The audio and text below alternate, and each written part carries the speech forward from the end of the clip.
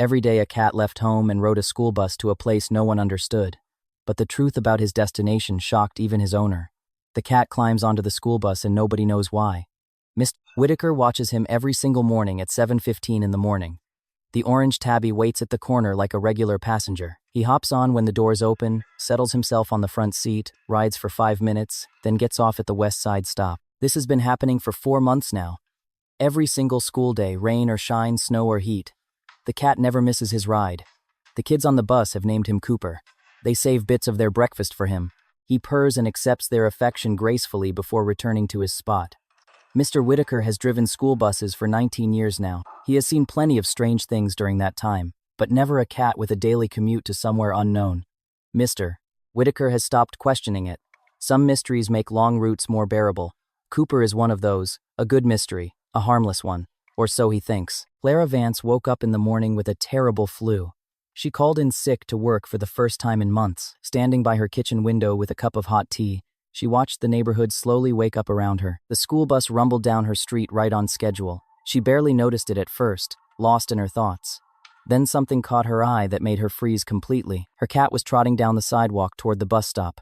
"Jasper," she whispered, confused and disoriented by what she was seeing. He must have slipped out through the small pet door. But Jasper never went far from home under normal circumstances. He was mostly an indoor cat who preferred warmth and comfort. Yet there he was, walking confidently toward that yellow school bus. He climbed aboard like he had done it 1,000 times. The doors closed behind him, and the bus drove away. Clara stood frozen at the window, tea growing cold in her trembling hand. "I must be hallucinating from the fever," she said aloud to the empty kitchen. But that evening, Jasper returned home at his usual time, completely calm and content. He acted like nothing unusual had happened at all. He ate his dinner, groomed himself by the fireplace, and curled up on her lap. Clara stayed home sick for the rest of the week. The next morning, she positioned herself by the window again. 7:15 in the morning arrived like clockwork, and Jasper slipped through the pet door. He walked purposefully to the corner and boarded the school bus. This was not a fever dream at all. This was a routine her cat had been hiding from her. On Thursday morning, Clara felt strong enough to investigate properly. She grabbed her coat and hurried after Jasper down the street. She reached the bus stop just as the doors were opening. Before we continue with what Clara discovered on that bus, please do not forget to like and subscribe. It really helps the channel grow. Clara stepped onto the bus right behind her cat, breathing heavily. Mr. Whitaker turns, and his eyes widen. Confusion crosses his weathered face. "Ma'am, this is a school bus," he says carefully. "You will need to step off." "That cat is mine," Clara says firmly. She points at Jasper. Mr. Whitaker's confusion deepens. "Cooper, your cat. His name is Jasper. I adopted him 4 months ago." 4 months, Mr. Whitaker laughs. "He has been riding my bus for 4 months. Everyone knows him. The kids call him Cooper. He is practically part of the route. Maybe he got himself a job somewhere," he joked lightly. "He always comes back in the evening though, right?" Clara nodded slowly, feeling like she had entered some alternate reality. "I need to see where he goes," she insisted quietly. Mr. Whitaker considered this unusual request for a long moment. He sighed. "All right, but sit down, and do not make this a habit." The bus rolls forward. Clara sits 3 rows back. She watches Jasper. The cat seems completely unbothered by her presence. He sits on his front seat. Children boarded at each stop. They greeted the cat enthusiastically every single time without fail. "Hi, Cooper. Good morning, buddy. I brought you bacon today." Jasper accepted all the attention with regal grace and obvious enjoyment. 7 minutes later, the bus finally reached the stop on the hill. Jasper stood up immediately.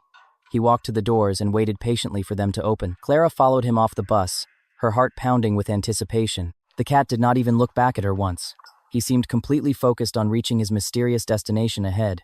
He walked 3 blocks down the street without any hesitation. He stopped at a modest 2-story house with fresh paint. The cat scratched at the front door once, twice, 3 times. The door opened and a man in his early 40s appeared. He had kind eyes and wore a casual sweater. His face lit up the moment he saw the cat waiting. "There you are, buddy," he said softly with obvious warmth. He crouched down immediately and scratched behind Jasper's ears with familiar affection. "I was starting to worry about you today. You are later than usual." Then he disappeared inside for just a moment before returning quickly. He carried a small ceramic bowl filled with cat food. Jasper ate eagerly while the man watched with a gentle smile. Clara approached slowly, her heart racing and her mind spinning wildly. "Excuse me," she called out, her voice uncertain and confused. The man looked up, clearly surprised to see a stranger standing there. I am sorry to bother you like this, Clara continued carefully. But that cat is actually mine. His name is Jasper. The man stood up slowly, genuine confusion spreading across his face. Your cat? I had absolutely no idea he belonged to anyone. Does he come here every day? Clara asked, needing to understand. Yes, every single morning without fail. My wife and I moved here several months ago. We are renting this house. One morning, this cat just showed up at our door. We fed him because he seemed hungry, and he kept coming back. We honestly thought he was a stray without any owner. The man extended his hand politely in greeting. I am Simon. Pleased to meet you despite these strange circumstances. Clara shook it, still trying to process what was happening. I am Clara. I live about 2 miles from here. Actually, my son Oliver adopted Jasper from the animal shelter about 4 months ago. He gave him to me as a gift so I would not feel alone after my husband passed away last year from cancer.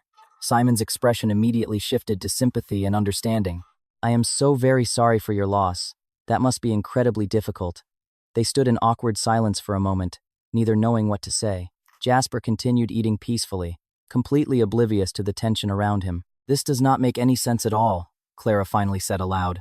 Why would he come all the way here every single day taking a school bus across town when I feed him well at home? Simon shrugged helplessly, clearly as confused as she was. I honestly have no idea why he does this. Clara feels tears sliding down her cheeks. I need to take him home now. Of course. Of course. I am so sorry. We truly did not know. Clara picks up Jasper. He does not resist, but he looks back at the house, at Simon. Something in his eyes breaks Clara's heart all over again. Come on, Jasper, she whispers. Time to go home. The walk back to the bus stop feels endless. Jasper sits quietly in Clara's arms. He does not struggle, does not fight, but he keeps looking back over her shoulder. The ride home is quiet. Jasper curls in her lap, but he does not purr. He just stares out of the window, silent and sad. Back at home, Clara sets Jasper down. He walks straight to the window and sits there, staring out at nothing. Clara sits on the couch. Her mind races. None of this makes sense. Why would Jasper travel across town every day to visit complete strangers? What draws him to that specific house? There has to be more to this story. Something she is missing. Something important. Clara pulls out her phone. She calls Oliver. Oliver, everything okay? Mom, I need you to tell me exactly where you got Jasper. Which shelter? The Emerald Creek Rescue. Why?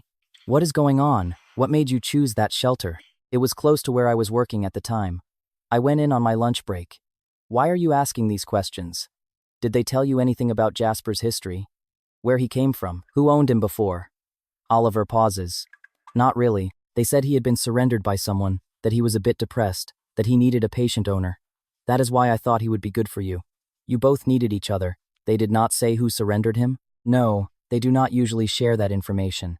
Mom, what is happening? I will call you back, Clara says. I need to make another call. She hangs up. She searches for the Emerald Creek Rescue number. She dials with shaking hands. The Emerald Creek Rescue. This is Sarah speaking. Hello, my name is Clara Vance. My son adopted a cat from you about 4 months ago. His name was changed to Jasper when I got him. I need information about his history. Let me pull up our records. Can you give me your adoption date? Clara provides the date. She hears typing on the other end. Yes, I have it here. What information do you need? I need to know who surrendered him, where he came from, why he was at the shelter. Sarah hesitates. We do not usually share surrender information. Please. Clara's voice cracks. Something is happening with him. He has been traveling across town every day to a specific house. I need to understand why. I think it has something to do with his past. Another pause. Let me talk to my supervisor. Can you hold? Clara waits. Each second feels like an hour. Her hands shake. Her heart pounds. Sarah comes back on the line. My supervisor said we can share some basic information. The cat's original name was Barnaby. He was surrendered on May 2nd of this year. The person who surrendered him was named Robert Fletcher. Why was he surrendered? Let me read the notes. It says here that the cat's owner had passed away. Robert Fletcher was handling the estate. He could not keep the cat himself, so he brought him to us. Clara's breath catches. The owner died. Yes, that is what the notes say. Do you have an address for where he lived before? More typing. We do have a previous address on file. Let me see. Yes. 724 River Lane. The room spins. Actually spins. Clara grabs the arm of the couch. What was the owner's name? The person who died. Let me check the intake form. Here it is. George Fletcher, age 73. The notes say he had lived with him for 6 years. She hangs up. She sits in stunned silence.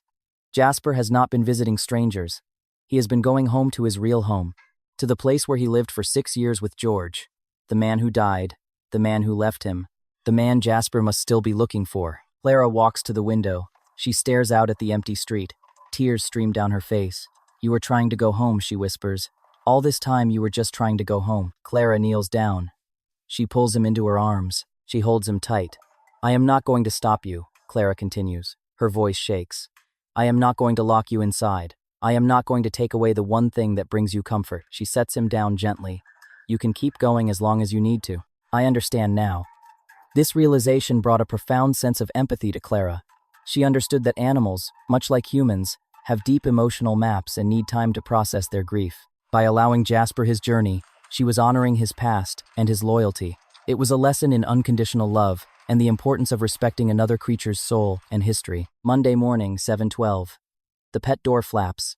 Jasper leaves. Clara watches from the window, but this time she knows. She just whispers, "Come home safe." Every school day, the pattern continues. Jasper leaves. Jasper returns. Clara keeps the pet door unlocked. She never mentions the journeys. She just welcomes Jasper home each evening with pets and treats and gentle words. She learned that forcing a bond often breaks it, but providing a safe harbor allows it to grow naturally. Spring comes. The anniversary of George's death passes quietly. He goes to the house that day, but when he returns, something has changed. Clara sees it in his eyes, a softness and acceptance. The school year ends. Summer vacation begins. Without the school bus running, Clara wonders what Jasper will do. But he seems content to stay home, to sleep in the garden, to chase butterflies in the yard. He had finally integrated his two worlds. When school starts again in September, Jasper boards the bus once. Just once. He makes the journey to the old house. Then he comes home, and he does not go back. 18 months after that first discovery, Clara retires from her job. She is home now, every day, all day. And Jasper never leaves her side. He follows her from room to room. He sits with her while she reads, and he sleeps in her lap while she watches television. The pet door remains unlocked, always unlocked. But Jasper does not use it anymore. He has found his peace, his new home, his new person. Sometimes the greatest gift you can give someone is the freedom to leave. And because she gave him that freedom, he chose to stay because he wanted to. Because he found new love without forgetting the old. Loyalty is not a chain. It is a choice made through kindness. Thank you for watching this story. Please do not forget to like, comment, and subscribe. It helps me continue to share stories you will love.